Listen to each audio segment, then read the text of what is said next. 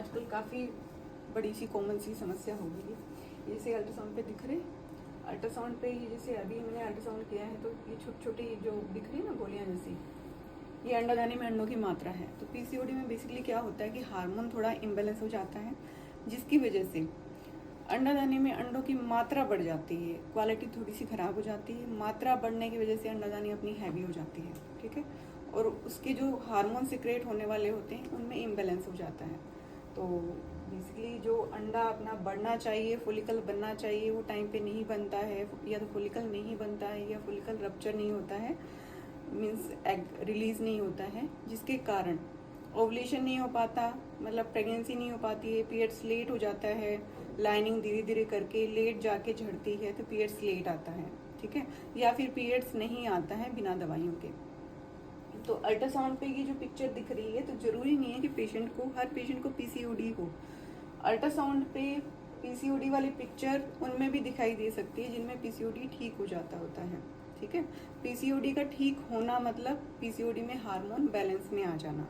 Ultrasound पे picture फिर भी ऐसी दिखाई दे सकती है, तो ऐसे टेंशन या घबराने की जरूरत नहीं है कि हमारा पीसीओडी मतलब डॉक्टर तो हर बार ही पीसीओडी निकाल के दे रहा है, मतलब हमारा पीसीओडी ठीक भी नहीं हो रहा है, तो ऐसा नहीं होता। पीसीओडी ठीक होना मतलब हार्मोन बैलेंस में आना, पीरियड रेगुलर हो जाना, एग रिलीज होना, तो इसको पीसीओडी का करेक्शन बोलते होते हैं।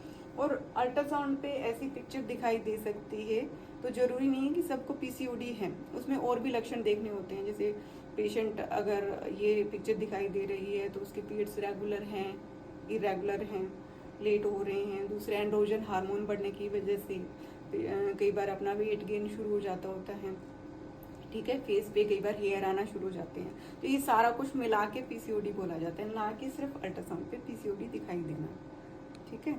तो इसका अगर मैं ट्रीटमेंट का डिस्कशन करूं तो ट्रीटमेंट में बेसिकली देखो 50% मेडिसिन काम करती होती है, 50% जो ट्रीटमेंट है वो अपने को खुद की मशक्कत करनी पड़ती है, मतलब अपना लाइफस्टाइल मैनेजमेंट करना, एक्सरसाइज करना और हेल्दी खाना खाना। हेल्दी खाने में हरी सब्जियां, सैलिड, जूस वगैरह लेना।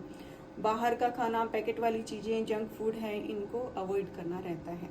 तो ये जो पीसीओडी वाली समस्याएं हैं आजकल की, जो गर्ल्स होती हैं ना 14, 15, 16, 17, 18, इनमें बहुत ज़्यादा मिलता है, क्योंकि आजकल चिप्स, कुरकुरे, ये सारी चीज़ें खाने को मिल जाती है आराम से, इजीली।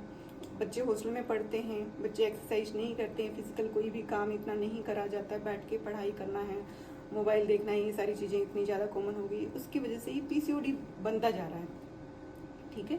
तो पीसीओडी से जो अपना ये वेट गेन होना, फेस वाले हेयर्स वगैरह आना, ये तो लक्षण है ही, आगे अपनी फर्टिलिटी पे बहुत ज़्यादा फर्क पड़ता है। टाइम रहते हम कंसीव नहीं करते हैं, हमारी फर्टिलिटी है वो बहुत कम हो जाती है, उसके कारण कई बार हमें आईवीएफ का भी सहारा लेना पड़ता है। इसलिए ज़रूरत रहते, टाइम रहते अपने को पीसीओडी का करेक्शन हो जाना चाहिए।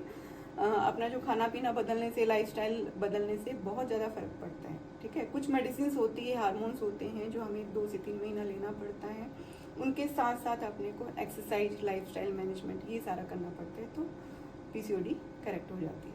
धन्यवाद।